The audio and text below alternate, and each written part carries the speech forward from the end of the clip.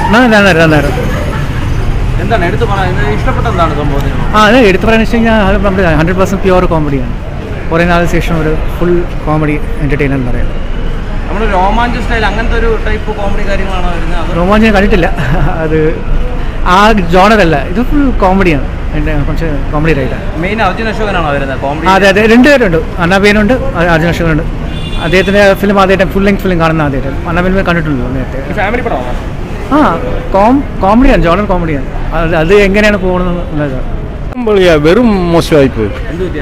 എന്നാ കോമാളിത്തരം പോലെ ആയിപ്പോയി. കടയ്ക്ക് ഒരു കഥയില്ല, നമുക്ക് ആദ്യമില്ല അവസാനമില്ല, ഒരു കഥയില്ല, ഒരു ചിരിയില്ല, ഒരു ജോക്കില്ല. അതുപോലെ തന്നെ എന്താ പടം എന്താണെന്ന് പോലും അറിയാത്തൊരവസ്ഥയായി.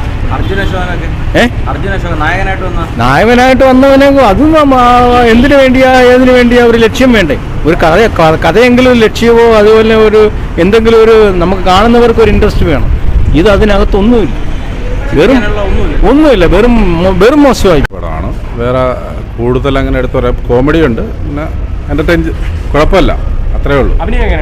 അഭിനയം നന്നായിട്ട് ചെയ്തിട്ടുണ്ടായിരുന്നു. അർജുൻ അശോകനും നന്നായിട്ട് ചെയ്തിട്ടുണ്ട്. മറ്റേ ആനിൻ്റെ ഇതും റോളും ഒക്കെ നന്നായിട്ട് ചെയ്തിട്ടുണ്ട് അവർ. പിന്നെ എന്ന് വെച്ചാൽ അങ്ങനെ ഓവറായിട്ട് അങ്ങനെ പറയത്തൊക്കെ ഒന്നുമില്ല. ഒരു സാധാരണ പടം, കുടുംബത്തിനൊക്കെ പോയി കാണാവുന്ന നല്ല കോമഡിയൊക്കെ ഉള്ള പടം തന്നെയാണ്. അല്ലല്ല, അങ്ങനെ ആ റേഞ്ചിലൊന്നും എത്തുന്നില്ല. അത് വേറെ യങ്സ്റ്റേഴ്സിനെ കുറച്ചുകൂടെ ആകർഷിക്കണം. അത്ര ആ റേഞ്ചൊന്നുമല്ല.